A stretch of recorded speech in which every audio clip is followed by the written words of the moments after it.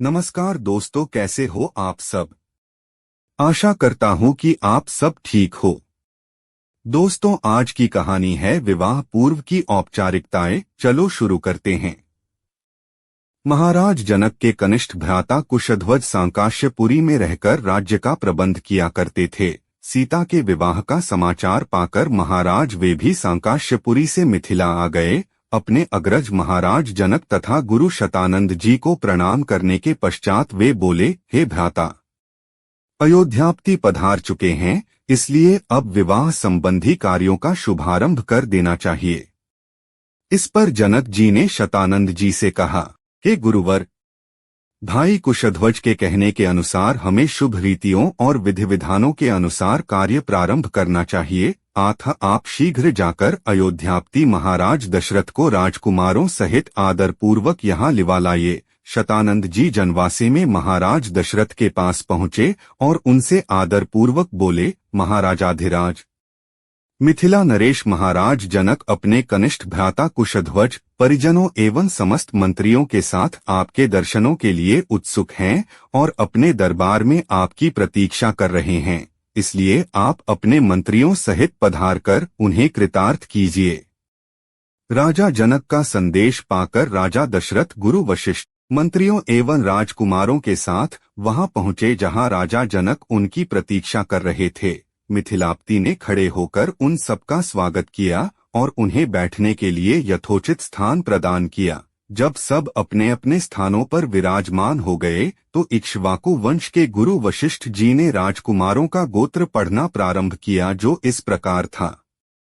आदि रूप स्वयंभू ब्रह्मा जी से मरीचि का जन्म हुआ। मरीचि के पुत्र कश्यप हुए। कश्यप के विवस्वान और विवस्वान के वैवस्वत मनु हुए। वैवस्वत मनु के पुत्र इक्ष्वाकु हुए। इक्ष्वाकु ने अयोध्या को अपनी राजधानी बनाया और इस प्रकार इक्ष्वाकु कुल की स्थापना की। इक्ष्वाकु के पुत्र कुक्षी हुए। कुक्षी के पुत्र का नाम विकुक्षी था। विकुक्षी के पुत्र बाण और बाण के पुत्र अनर्ण्य हुए। अनर्ण्य से पृथु और पृथु से त्रिशंकु का जन्म हुआ। त्रिशंकु के पुत्र धुंधुमार हुए। धुंधुमार के पुत्र का नाम युवनाश्व था। युवनाश्व के पुत्र मांधाता हुए और मांधाता से सुसंधि का जन्म हुआ। सुसंधि के दो पुत्र हुए, ध्रुवसंधि एवं प्रसेंजित। ध्रुवसंधि के पुत्र भरत हुए। भरत के पुत्र असित हुए और असित के पुत्र सगर हुए।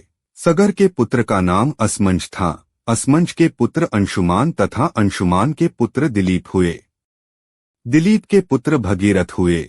इन्हीं भगीरथ ने अपनी तपोबल से गंगा को पृथ्वी पर लाया। भगीरथ के पुत्र ककुत्स्थ और ककुत्स्थ के पुत्र रघु हुए। रघु के अत्यंत तेजस्वी और पराक्रमी नरेश होने के कारण उनके बाद इस वंश का नाम रघुवंश हो गया। रघु के पुत्र प्रवृद्ध हुए, जो एक शाप के कारण राक्षस हो गए थे। इनका दूसरा नाम कल्माशपाद था। प्रवृद्ध के पुत्र शंखण और शंखण के पुत्र सुदर्शन हुए। सुदर्शन के पुत्र का नाम अग्निवर्ण था। अग्निवर्ण के पुत्र शीघ्रग और शीघ्रग के पुत्र मरु हुए। मरु के पुत्र प्रशुश्रुक और प्रशुश्रुक के पुत्र अम्बरीश हुए। अम्बरीश के पुत्र का नाम नहुष था। नहुष के पुत्र ययाति और ययाति के पुत्र नाभाग हुए। नाभाग के पुत्र का नाम अज था। अज के पुत्र दशरथ हुए और दशरथ के ये 4 पुत्र रामचंद्र, भरत, लक्ष्मण तथा शत्रुघ्न हैं। इक्ष्वाकु कुल का वर्णन करने के पश्चात वशिष्ठ जी ने कहा, हे राजन, अब आप भी अपनी वंश परंपरा का परिचय दीजिए, क्योंकि विवाह जैसे मांगलिक अवसरों पर दोनों ही कुल अपने अपने वंश का परिचय देते हैं। महाराज जनक बोले, महर्षि, आपने सर्वथा उचित बात कही है। अब मैं भी अपने कुल का परिचय देता हूँ। प्राचीन काल में निमि नामक एक धर्मात्मा राजा थे। उनके मिथि नामक पुत्र हुआ, जिन्होंने मिथिला बसाई। मिथि के पुत्र का नाम जनक था। उन्हीं के नाम पर मिथिला के राजा लोग जनक कहलाते हैं। जनक के पुत्र उदावसु और उदावसु के पुत्र नंदिवर्धन हुए।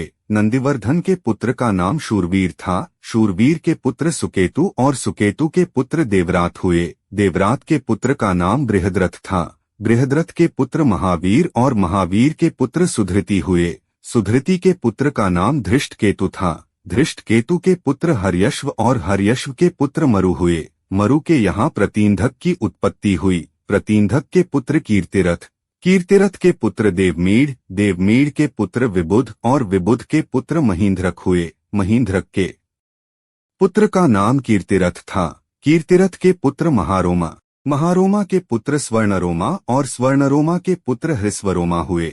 हृस्वरोमा के 2 पुत्र हुए, उनमें से बड़ा मैं हूँ और मुझसे छोटा कुशध्वज है। हम दोनों भाई इसी प्रदेश में रहकर राजकाज संभालते थे। कुछ काल पहले सांकाश्य के पराक्रमी राजा सुधन्वा ने मिथिला पर आक्रमण कर दिया। वह चाहता था कि मैं सीता का विवाह उसके साथ कर दूं।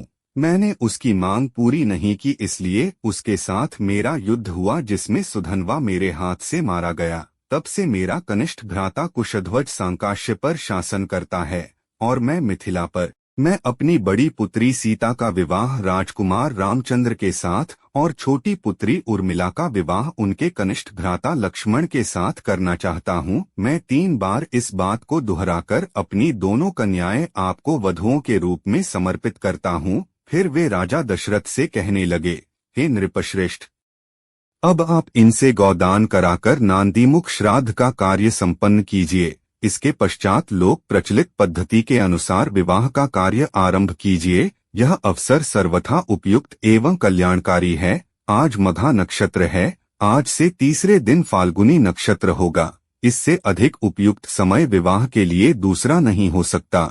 आप इन दोनों भाइयों के अभ्युदय के लिए गौ, भूमि, स्वर्ण, तिल आदि का दान कराइए। राजा जनक के कथन समाप्त होने पर महामुनि विश्वामित्र बोले, हे राजन, आप और राजा दशरथ दोनों के ही कुल पूर्णतया धर्मप्रायण, कीर्तियुक्त एवं समान हैं। अतः इन दोनों कुलों में विवाह संबंध सर्वथा उपयुक्त है। सीता और उर्मिला भी राम और लक्ष्मण के सर्वथा उपयुक्त हैं।